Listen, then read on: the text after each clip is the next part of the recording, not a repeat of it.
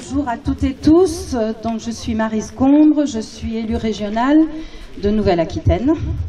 Je suis également élue communautaire et conseillère municipale de la ville d'Agen. Et donc j'ai eu à cette occasion la possibilité de parler à l'ensemble des communes de l'agglomération d'Agen de la façon dont toutes ces communes se sont bien fait enfumer par le plan de financement. Alors, je suis là surtout à deux titres. Le premier, c'est que j'ai une conviction forte sur la défense et le soutien des territoires ruraux notamment, et le soutien que l'on doit accorder à tous ces maires ruraux qui ont très peu de moyens pour travailler, et donc je trouve qu'ils sont extrêmement courageux de se battre face à des colosses face à eux, et je souhaiterais bien qu'on leur fasse un bel applaudissement pour les remercier et de ce courage notamment. Parce qu'il en faut du courage face justement à ces deux grosses institutions que sont la région Occitanie et la région Nouvelle-Aquitaine. Et le second, évidemment, moment pourquoi je suis ici, c'est parce que je suis contre ce projet depuis toujours.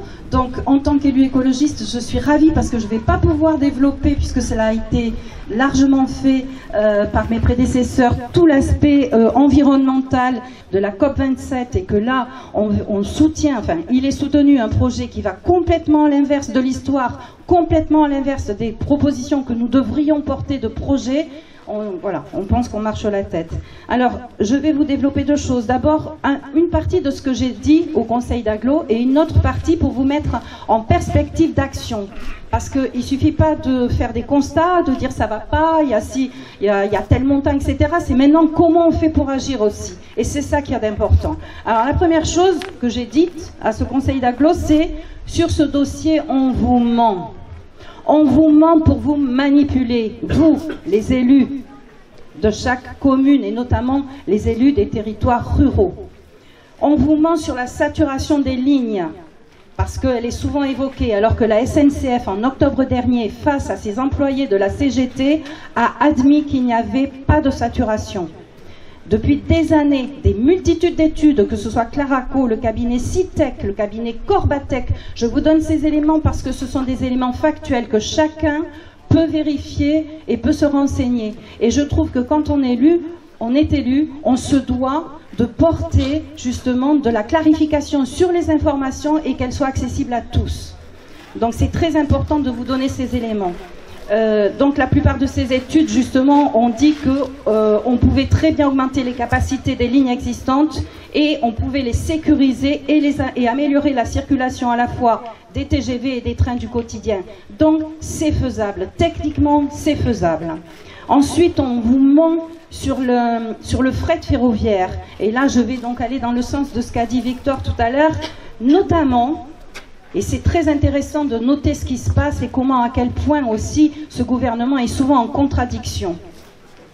Il y a eu un avis en mai 2021, c'est pas vieux ça, en mai 2021, du Conseil d'orientation des infrastructures. C'est un organe consultatif qui est placé auprès du ministère des Transports, à l'époque qui était Djebari. Et d'ailleurs qui a été créé par lui en décembre 2019.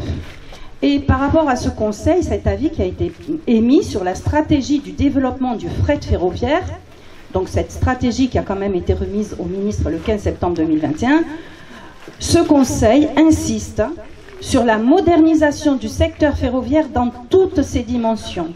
Le rapport mentionne que la régénération du réseau reste une priorité majeure si on souhaite développer un fret ferroviaire performant. C'est donc là, que les investissements doivent être massifs. Si on veut développer le fret ferroviaire et lutter efficacement contre le dérèglement climatique. Savez-vous quand même qu'en 15 ans, il y a eu 2700 km de construction de lignes LGV. Et avec des créations donc de sillons qui étaient souvent dédiés au fret. Et bien sur la même période, le fret ferroviaire a décliné d'un tiers.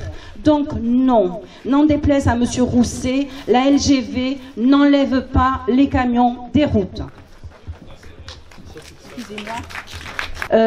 La seconde chose, c'est sur la fréquentation. Alors là, quand on lit le retour de chacun, c'est 5 millions côté région Nouvelle-Aquitaine, c'est 7 millions côté préfet Guillot. En fait, on frise l'amateurisme. Où se trouve l'étude indépendante et sérieuse sur l'évaluation des fréquentations? Il n'y en a pas. Qui en a eu connaissance aujourd'hui? Ben, justement personne, puisqu'il n'y en a pas. Donc ça, c'est un déni de démocratie. D'autant qu'il faut se souvenir que l'enquête publique de 2014 avait déjà émis des doutes dans son rapport sur les estimations et les prévisions de fréquentation qui étaient donc reprochées à SNCF Réseau, ex-RFF. Donc il reprochait déjà qu'il n'y ait pas une véritable étude alternative. Et on n'a toujours pas cette étude, parce que de toute façon, il n'y a pas non plus d'éléments probants sur l'évaluation de ces fréquentations. Donc je vais passer, puisque c'était surtout l'objet de mon intervention, sur le plan de financement. Et ça s'adresse évidemment à vous, mesdames et messieurs les maires, mais aussi à vous qui êtes citoyens de chacune de vos communes. Et j'en profite parce que aujourd'hui, nous avons la présence de différents départements. Alors voilà ce qu'il y a dans ce plan de financement. Alors, juste pour engager ce plan de financement, sachez qu'un recours de 80 élus a été déposé. Un recours de 80 élus de 16 collectivités, dont 4 conseillers départementaux, dont 4 élus de conseils départementaux et des élus des 2 métropoles, Toulouse et Bordeaux. Et ces 80 élus représentent aussi 8 départements. Alors, la motivation du recours, trop d'approximations qui confinent l'insincérité avec des recettes hypothétiques. La taxe bureau aujourd'hui n'est toujours pas votée, même si la taxe spéciale d'équipement a été votée, et c'est une taxe d'une injustice mais incroyable. Donc la taxe bureau n'est pas votée. L'Union européenne, comme l'a dit tout à l'heure mon prédécesseur, par le mécanisme d'interconnexion en Europe, de la décision de la Commission, n'a toujours pas donné son aval sur ce financement.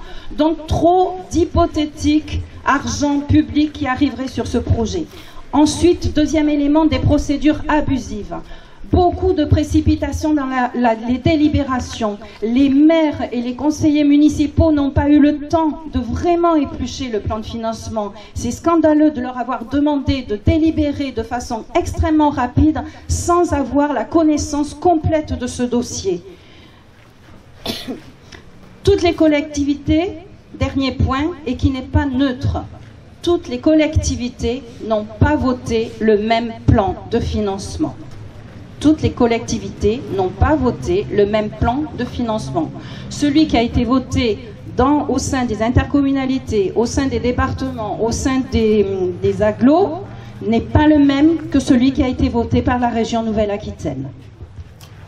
Parce que le diable, il est souvent dans les détails, dans ces plans de financement et dans ces documents fumeux.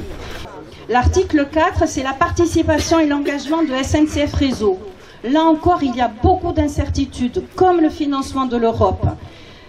La capacité contributive de SNCF Réseau est extrêmement restreinte. Pourquoi? D'abord, la règle d'or du Code des transports empêche SNCF Réseau de contribuer à des financements d'investissement jusqu'en 2026. Déjà, jusqu'en 2026, c'est plié. Ils ne peuvent pas abonder.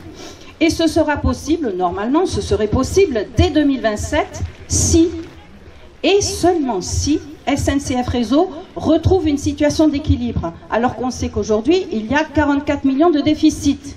Je ne vois pas comment, en 2-3 ans, on peut retrouver une situation d'équilibre.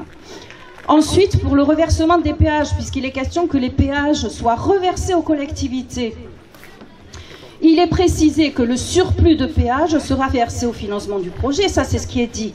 Que si, il y a beaucoup de si, vous voyez, la capacité contributive est positive, autrement dit rentable. Et ce, après avoir déduit les charges relatives de la gestion de GPSO. Donc, c'est-à-dire qu'il n'y aura rien, quoi. D'autre part, SNCF Réseau se réserve la possibilité de restituer ce surplus de péage qu'on a vendu comme quoi il irait abonder ou déduire la part des collectivités via la rénovation du réseau. Eux, ils veulent la consacrer à la rénovation du réseau et des lignes du quotidien. Donc, quid de la baisse des contributions des collectivités? Vous en êtes pour vos poches. Les collectivités, c'est-à-dire nous tous. Concernant la répartition du financement pour les collectivités, en tout cas celle de la Nouvelle-Aquitaine, vous savez que beaucoup de collectivités n'ont pas abondé. 4 départements, enfin, je compte le Lot, mais il n'est pas dans, la Nouvelle-Aquitaine, mais il y a plusieurs départements et plusieurs collectivités qui n'ont pas abondé. Pour ce faire, la région Nouvelle-Aquitaine a dit, mais nous, que cela ne tienne, nous ferons une avance. Bon, c'est pas un souci. Au final, il va manquer plus d'1 milliard d'euros. Mais qui va payer? Et là encore, le diable est dans les détails. Dans l'article 3 de ce plan de financement, il est convenu que les collectivités ayant participé au financement de la première étape, c'est-à-dire toutes les collectivités qui ont signé, qui ont ce plan de financement pour abonder sur Bordeaux-Toulouse et Bordeaux-Dax, il est écrit qu'ils actent le principe d'une solidarité de l'ensemble de ces collectivités pour le financement des 2 étapes, c'est-à-dire la seconde étape Dax-Espagne. Et s'engage à financer cette seconde phase lorsque cette réalisation interviendra. Cette seconde phase qui va donc jusqu'à l'Espagne. Mais là, ce sont encore des milliards d'euros. Donc on a demandé aux collectivités de s'engager sur des financements dont ils n'ont même pas les montants. C'est pour ça que j'ai expliqué aux maires, vous êtes en train de faire un chèque en blanc et vous allez être exsangue parce qu'en ce moment, l'État est en train de récupérer beaucoup de vos dotations, beaucoup de votre fiscalité. La CVAE, elle est supprimée. Donc la CVAE, c'est la contribution de la valeur ajoutée des entreprises. Elle est supprimée, on donne de moins en moins de moyens aux collectivités et là on leur fait signer un document comme quoi ils vont s'engager à payer tous les manquements, que ce soit ceux de l'Europe, faire une croix sur le retour des péages de SNCF qui n'auront jamais lieu. Ça c'est pas vrai. Et en plus on leur demande donc de contribuer à payer alors que la région Nouvelle-Aquitaine elle-même se désengage sur la deuxième phase, parce que c'est ça l'objet du recours. On n'a pas voté le même plan de financement parce que la région a mis du blanco carrément sur la fin de la phrase de cet article, c'est-à-dire sur « et s'engage à financer la seconde phase lorsque sa réalisation interviendra ».